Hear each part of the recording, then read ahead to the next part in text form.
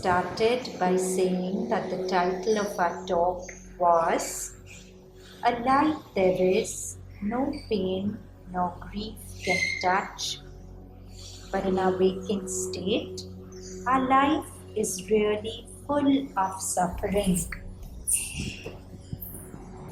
How do we reconcile this suffering with the thought that we are a light that no pain or sorrow can touch? In fact, in the Gita, there's the most beautiful definition of yoga, as yoga is that which breaks our link with human suffering. What is it that breaks our link with human suffering? That's what we explored today. So we suffer not because of what happens to us, but because of the narratives we build around it. And we are completely identified with those thought narratives.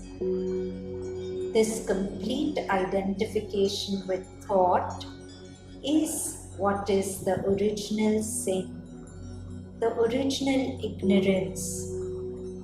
And Sri Aurobindo says that the way things are right now, we cannot awaken from this ignorance without pain. So he calls pain the hammer of the gods to break a dead resistance in the mortal heart. Toll says that we cannot transcend pain till we first accept it. What does it mean to accept pain? To not look at it as something that's bad, not to try to escape it at any cost. M. Scott Peck says that all neurotic behavior is a bid to escape legitimate pain.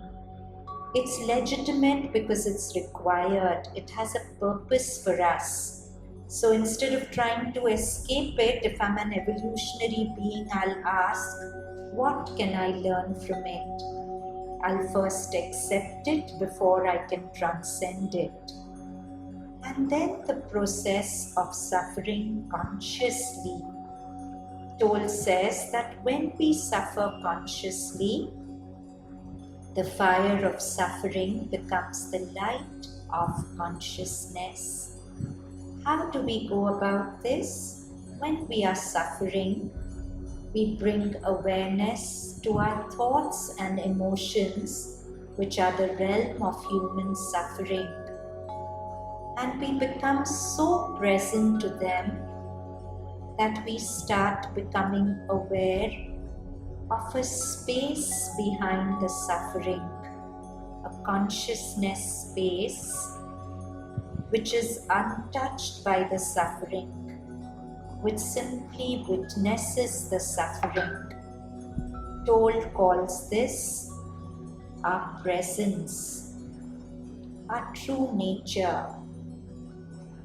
And when we are poised in this awareness, there's a space around the painful thought, and the pain of the thought or emotion does not sting us so much. So Karen Miller beautifully says that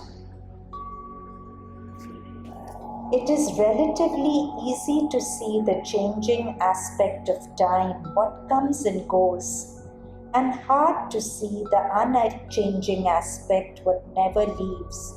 The changing aspect are our thoughts and emotions. The unchanging aspect is the eternal now, the awareness in which the thoughts and emotions go. The superficial ups and downs bring us laughter and tears, excitement, boredom, joy and terror. But beneath the unchanging appearances, our awareness is still and steady. Awareness is our salvation. When we take that one step from thinking to awareness, we break the link with human suffering. That is the one step which Sri Aurobindo refers to when he says one step and all is sky and God. Awareness is our salvation, where we find spiritual security, faith, and fearlessness. Our own awareness enables us to love truly and deeply instead of clinging vainly to what passes by.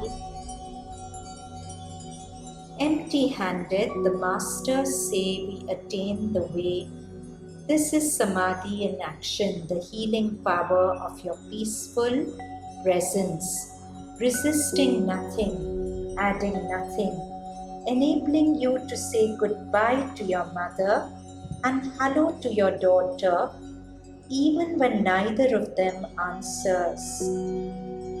Sit quietly and enter the fullness of time, where the seasons advance in one viewing, knowing that the leaves bud and break, flowers bloom and burst, fruits soften and drop.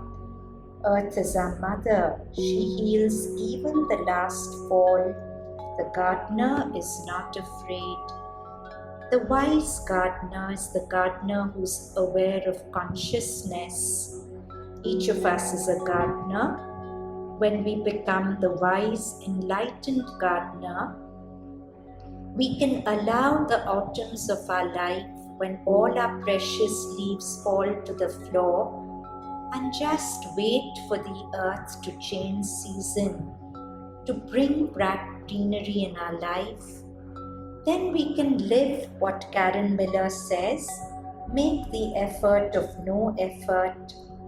The effort of no effort is the hardest effort of all. It is what we owe to everyone and everything